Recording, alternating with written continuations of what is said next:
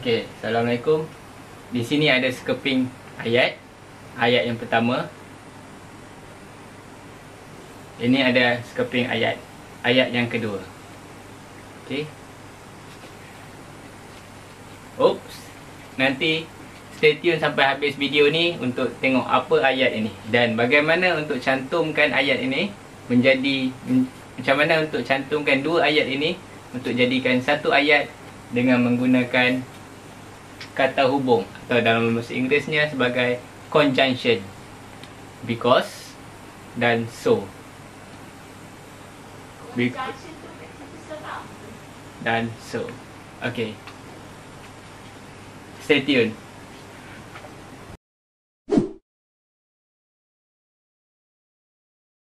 Okay, Assalamualaikum. Jadi kita sambung balik English bersama Cikgu Izzuddin. Dalam episod kali ini kita akan belajar tentang conjunction, kata hubung yang digunakan untuk gabungkan dua ayat. Contoh yang pertama because. Contoh yang kedua ini kata hubung lah. Contoh yang kedua ialah so. Okay, because dengan so ni, dua ni adalah kata hubung. Kalau tengok di bahagian nota, bahagian grammar ni, boleh tengok di muka surat 80 buku teks tahun 4 SK. Because and so are conjunction. Ini maksud conjunction ini adalah kata hubung yang boleh hubungkan antara dua ayat. Kenapa kita nak gabungkan dua ayat ni? Supaya kita punya ayat ini nampak lebih cantik susunan dia. Kita kalau dalam penulisan tak cantik kalau satu ayat lepas tu satu ayat pendek-pendek. Kita nak ayat yang panjang tapi bermaksud, ada maksud yang betul. Okay, jadi kita kena gabungkan menggunakan because ataupun so. Okey, kita tengok dulu because. We use because to show reason, untuk menunjukkan sebab, kerana, sebab. Contoh ayat yang dia bagi, he cried. Okey, ayat yang pertama adalah dia punya tindakan dia. Tindakan dia, action dia, sebab dia, kerana he was sad. Ini dia punya kesan dia. Yang ni dia punya sebab lah. Maksud dia, ini adalah ayat yang pertama, he cried. Kenapa he cried? He was sad, dia sedih. Okey, kita tengok contoh yang kedua. The thief stole the gold. Nampak? Ayat yang pertama ini menunjukkan dia punya aksi, dia punya action dia, aksi dia. Pencuri mencuri emas. Okey. Baru dia punya kerana, because he was greedy, kerana dia tamak. Okey. Ayat yang ketiga, aksi juga. Tengok ayat yang ketiga dalam frasa, dalam kata frasa yang pertama ni, frasa ni maksudnya dalam bahagian ayat yang pertama, the minister smile. Jadi dia senyum. Dia senyum, menteri tu senyum. Jadi because, kerana, he was glad, dia bersyukurlah. Okey, nampak? Ada tak perbezaan? Faham tak perbezaan antara ayat yang pertama ni dengan frasa yang pertama ni dengan frasa yang kedua ni? Pertama dengan yang kedua. Yang pertama ni adalah aksi. Dan yang kedua ini adalah dia punya kenapa aksi itu berlaku. Kenapa dia punya aksi yang pertama ini, kenapa dia berlaku. Kenapa berlaku aksi yang pertama ini. Okey.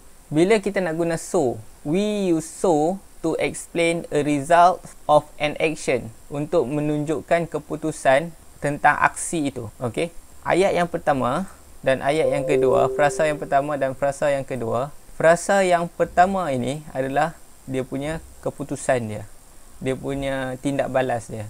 Frasa yang kedua ni adalah aksi dia, ataupun so ini dalam bahasa Melayu maka ataupun jadi. Maka, sesuailah maka.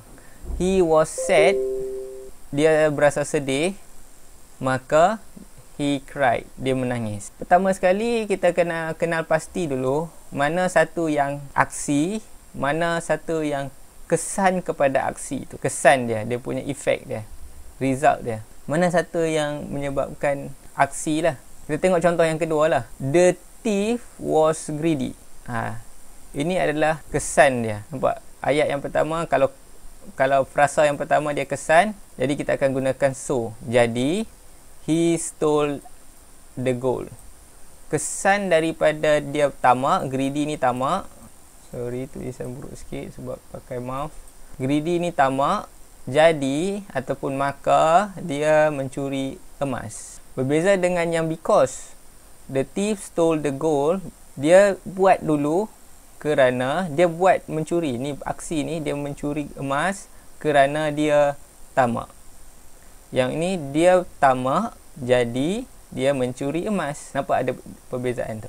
Contoh ayat yang ketiga, the minister was glad. Maksudnya menteri berasa bersyukur. Jadi so he smiled. Jadi dia senyum. Okey? Jadi itu yang kita nak belajar hari ni, so dan juga because.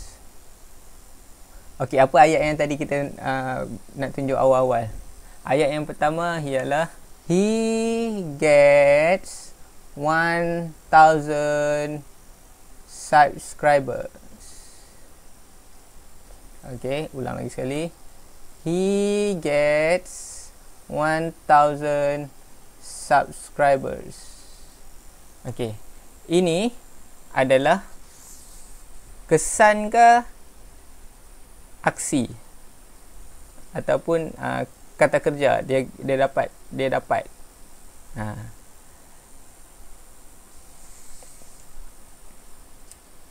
Ini adalah kata kerja gets.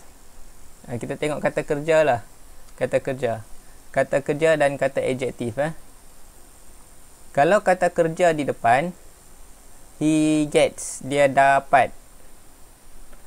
Jadi kesan dia kata adjektif ataupun kata sifat, he is happy. Kita nak pakai because ataupun mana so hilang, ataupun so. Okey. Jawapan dia ialah kita akan pakai so. Contoh dia, ayat yang penuh, he gets 1,000 subscriber, so he is happy. Okey. Kalau kata adjektif dulu di depan, contoh dia, he is happy, kata sifat gembira, because he gets 1,000 subscriber. Okey, itu contoh dia. Okey, jadi untuk latihan kali ni, cikgu nak kamu pergi kepada yang di bawah ni.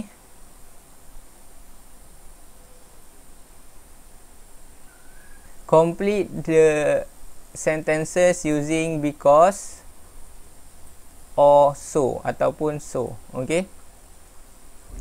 Okey, boleh pause video ni untuk nak salin dia punya latihan. Boleh hantar di Google Classroom ataupun di WhatsApp group. Jadi itu saja untuk video kali ini. Kalau ada apa-apa soalan, boleh tinggalkan di ruang komen. Assalamualaikum. Oops. Jangan lupa tekan butang like dan subscribe. Tekan butang loceng untuk dapatkan notification. Assalamualaikum dan salam sejahtera.